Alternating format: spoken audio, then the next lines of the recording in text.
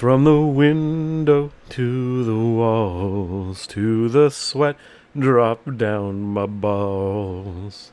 All of these bitches crawl. Oh, skeet, skeet, goddamn. Oh, hey, Steve. 5, 4. You ready, Steve? We don't really have to count it in. No big deal. 5. Oh, there you are. 5, 4, 3, 2, 1. And my name is Pete. My name is Steve. Steve, and welcome to PnS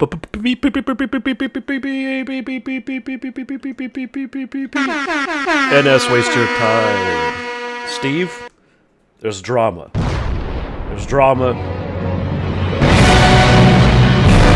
Play that song. I love that song, too. But Steve, there's drama. And there's drama. Submarines again.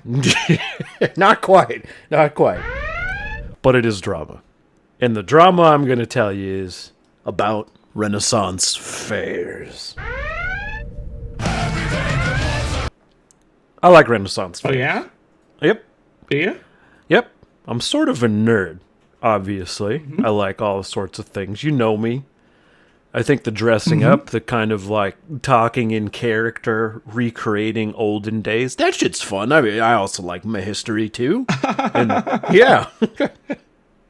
But, yeah, so, I mean, there's been one thing about Renaissance fairs that has always gotten me and sort of made me feel a little bit weird. And I don't want to gatekeep, and I don't want to gatekeep especially nerddom. And we've talked about this. How does that make you feel? Well, I hate it when people gatekeep nerding. And I think kind of the thing is, we've talked about it plenty of times, nerddom is very open. Yeah, exactly. It's very open. It's very accommodating. People can do whatever they want as a nerd. And to discriminate kind of in your nerddom kingdom seems wrong. But I'm going to indulge in it a little bit when it comes to Renaissance fairs. I can see where you're coming from. Yeah. So, start right off. Renaissance fair, supposed to be kind of a microcosm. I mean, it's play acting to a certain degree, but it's a microcosm of history. And while it wouldn't be as, close to like a reenactment, right? It's clearly supposed to exist at a time in history. And yet, when you go to Renaissance fairs, I think the dress up can include all sorts of things. That's plumb wild. And let me yeah, it is plumb wild. It's plumb wild. I think, in two aspects. On one hand, I think some people really take care and attention to their costumes, however they're dressed up. But the other plumb wild aspect here is just sort of the variance you find. And to kind of split it up, if you go to, say, a Comic-Con, I think once upon a time, cons in general, they were a little bit more niche, a little bit more nuanced. I'm on the phone. Right. I'm just on the phone with doing something. Why, what's up? You going to work? Yeah. Have a good day. I'll try to download it later. Oh, right, bye. Yeah, well, don't worry, man. We'll cut that out. Your cousin. That's cool. Anyways, Comic-Cons, once upon a time, they used to be a little bit more nuanced, right? You'd have, like, specifically superheroes. You had some video game cons, like BlizzCon now. So you kind of expect people to dress up to fit that. I think the pressure to do that... I'm not taking any chances. Yeah, none. In fact, you and I, when we've done, any sort of con, if we ever consider dressing up, it's got to fit the theme. You don't definitely want to dress up like a World War II soldier at a Civil War reenactment. It just makes no sense, right? But yeah. But when we go to like a con like that and it's kind of open, it's okay. There's a lot of different genres represented. There's all sorts of people, especially big ones like Comic-Con. They just attract more different fandoms and different people. But a Renaissance fair, again, it's supposed to fit a particular theme. So why is it, Steve, when I get out there, I see steampunk? And for all those out there that, maybe I'm in a state of uncertainty. Yeah, it's in a state of uncertainty. Maybe you don't know steampunk a little bit, but steampunk kind of exists in like a pseudo-Victorian time. They fold. Yeah, they fold in like newer technology, they kind of blend it with historicity, kind of the idea of like an alternative industrial revolution. What if, atomic energy had existed, and with Victorian tech, what would that meshing up have looked like? And it's interesting, but I feel like it's weirdly inappropriate for like a Renaissance fair. And again, I don't want to gatekeep. I don't ever want to make anyone feel like they can't fit in an ostensibly very nerdy affair. But if you are going to, like a Renaissance fair, why not take the time to dress up like just Renaissance-y? What's with the steampunky thing? And maybe I'm overthinking. Maybe I'm being too much of an asshole about it here. But I think the reality is I really enjoy the history. I really enjoy kind of like the historical, the reenactment aspect, though I'm not too hard about it. But when you go there and it's like, someone's dressed up, and once upon a time when, we were both in Southern California at the same time, we would go to the Irwindale Fair, and it's huge, massive. And for the most part, everyone kind of dresses up according to that theme, but you see that was great. Yeah, it was great. It's probably one of the better fairs out there. I think the only problem, obviously, is the California heat, which, thanks to global warming. I'm not knowledgeable enough to answer. Yeah. Well, I mean, one day we'll have to go back. I'll talk about the heat and the dust too. I made the mistake of wearing sandals. It's too early to tell. It's too early to tell. Exactly. One of these days, like I said, we'll go out there and we'll do. In fact, maybe we record an episode down there, Steve. We do an episode at the Ren Fair. That would be a fucking blast. That's a tough one. It would be a little bit tough. Now that you say it, maybe that's a bad idea. Yeah, it's a little doubtful. We'll see. We'll shop it on the back.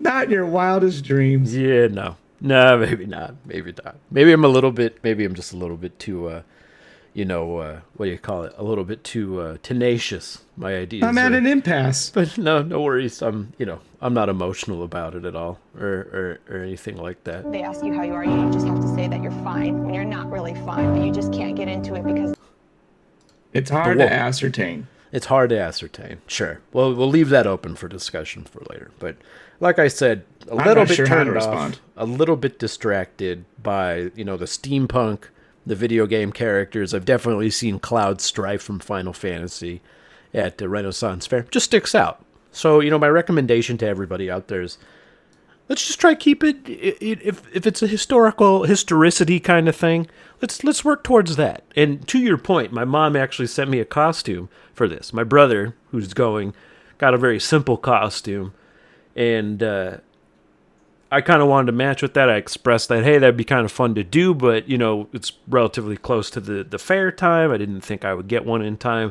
I didn't think it would match. My mom sent me one, but damn it, Steve, my mom sent me only the tabard. No tunic, no undershirt, no linen pants or undergarments at all. It's just the tabard. And I said to myself, hey, this is really nice. I, obviously love my mom very much, very thankful, but just giving me the tabard doesn't quite get me to the cause. And to that point, this is how I'm legitimizing my gatekeeping. It's going to give you deep vein thrombosis. Absolutely. Absolutely. The stress itself of being out of costume, just not fitting in, just would drive me crazy, my boy. And I don't know, man. It's a little rage-inducing thinking that I would take such attention to care of my costume, and yet other people might not, or they might fully indulge in the idea of, well, like, yeah, but what if we had guns in the Renaissance? Which they kind of did. I don't want to get too into it, but maybe I do, because I think one of the interesting misnomers of history is the use of gunpowder, say in, like, I don't want to say the late medieval, but sort of the late Middle Ages, pre-Renaissance. Because the thing to remember is the Chinese perfected gunpowder around the year 1200, if I remember right. And they had been making fireworks previous to that with sort of lesser refined elements, very charcoal-heavy compounds. And then later on, it gets refined into smokeless powder, and we get big guns and things like that. But once upon a time, they were using things like wooden cannons, and they would just, honest to God, it seems crazy because they blow up in your face. No. Yeah, it's nuts. It's nuts.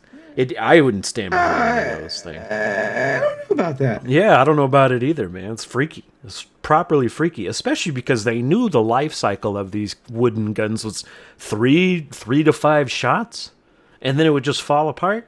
I've seen some of these. It's a close call. That's definitely a close call. It's a close call. Close call. It's right. A close call. Yeah. Right in your face. It Yep. Oh, let me get a beat. Oh, I don't have a beat. Well, we tried. Our rap careers were going to have to wait. I'm in a state of paralysis. It's like this stage fright, especially whenever it comes to rapping on here. You know, I'm free to share my musical talent, whatever that is, on episodes here and there.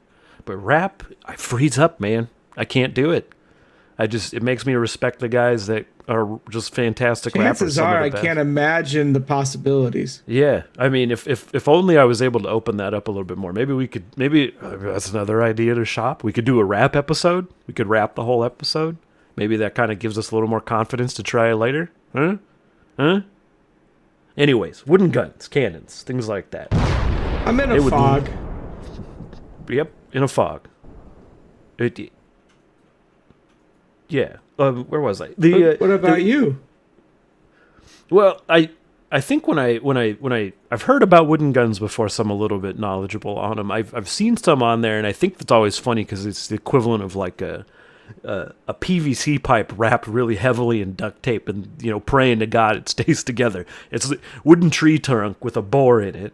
And, they'd have like a little spot for like a fuse or a match to go in. But otherwise, they just wrap the shit out of it with some sort of banding, rope, or if they had metal, maybe some metal bands just to hold them together. But after 3 to 5 shots, they'd just be done for. There wasn't much you could do about them. They're just right in your face. And I think it's crazy when you think about that, because people immediately, when they got gunpowder in Europe, said, we could turn this into a weapon. And it wasn't like the Chinese didn't do that already, so it's not exactly an original idea.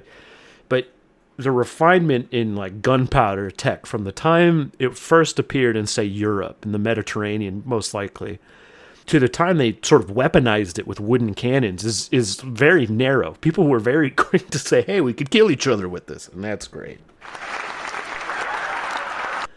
But I'm always the most interested in this particular part because this was going on in England during, like the Scottish and English wars. And again, it wasn't until, 1400s, maybe late 1300s. I'm not an expert on this, so, correct me in the comments. Some areas in Scotland switched to blue streetlights at night and saw a decrease in crime and suicide rates. Scotland has always been such an interesting piece of history. Digress a little bit, because they're very independent people. Like, obviously, they fought for their independence against the English all those years, going back a long time. There's still a nascent independence movement, which I'm not. I can kind of read the room and understand on a little bit. But when you look at Scotland generally, the idea that they sort of independently look at what's best. I mean, I'm cynical about big government.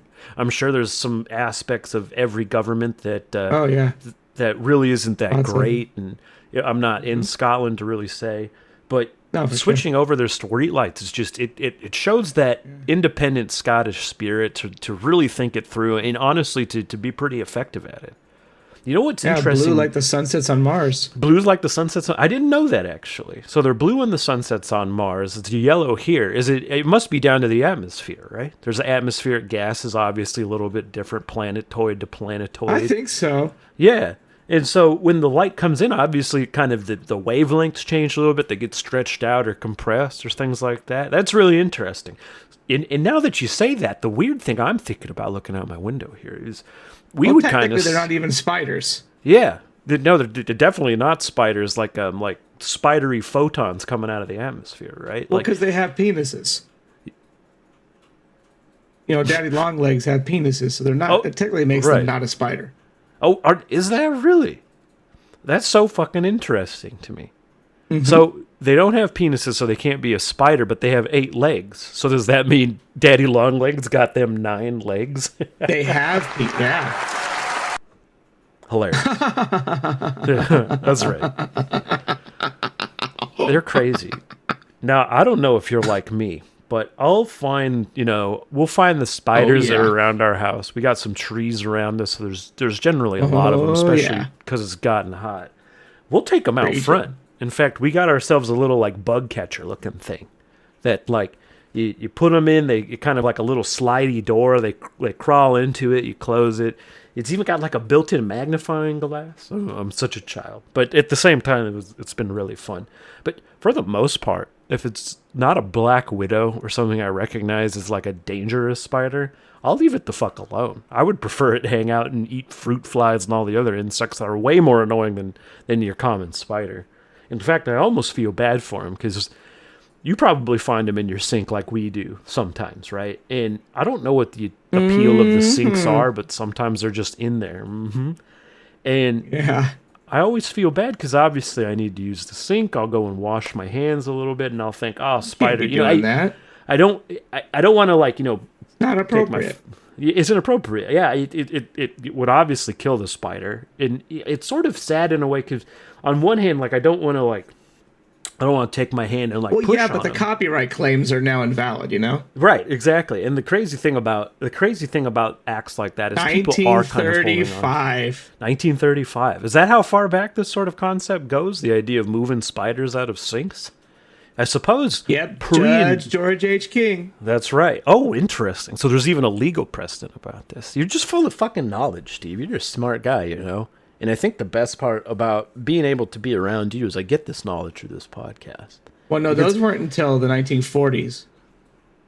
You mean knowledge about the spiders? So they were debating this earlier on in the courts then. God damn, that's interesting. And once again, it's so great that we get to do this because, and I'll admit here, let me play it. Let me give it. That's my opinion!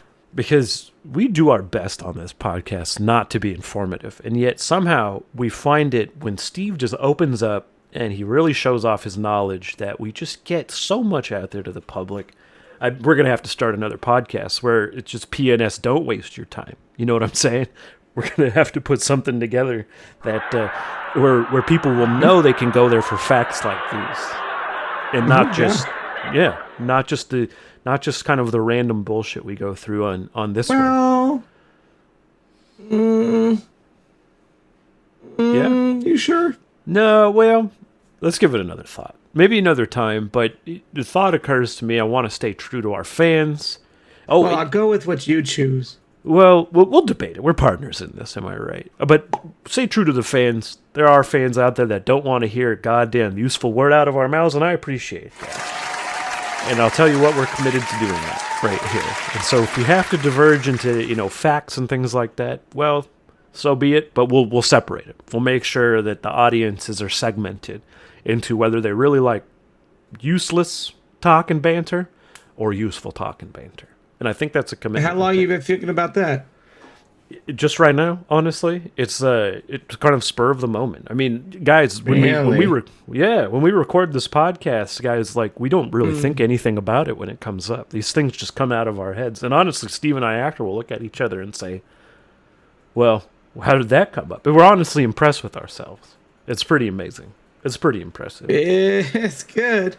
Well, what do you say we wrap up with a couple of shout-outs this week? And we missed it last week. We missed it the last couple of weeks, and that's fine. That's okay. At the end of the day, the people suffer for our brilliance, and I appreciate that, but I also, you just shut up and wait. Yep. So let's start off with Keith, who is still the reigning king of the shout-outs. They have yet to actually set the date of this duel, though, again, they're going to be doing Holmgang in the Viking style. Last we were debating pay-per-view. In fact, we had talked to Dana White about putting this together on pay-per-view because it's a really big deal, obviously. And Dana White is getting back to me later on what venues are open to this. We're thinking Arizona because it's a great idea. It's a great idea. Arizona, they allow you to do anything. We were talking in Utah because religious combat's still a thing out there. And this one, you want to know what was surprising? Paraguay apparently is big into Viking duels, man. I had no idea. Yeah. He was like, I was telling him he was going to give us some CDs, Yeah. He asked us for all sorts of shit. Apparently, the minister of gaming down there in Paraguay is a huge fan of ours, isn't he? I mean, CD's nuts. Yes. Hilarious. But so, shout out there to Keith. And my name is Steve. Yeah, my name is Pete. You want to fold this out? This is Steve's phone. If you need to leave a message, please leave a message at the end of this really long podcast.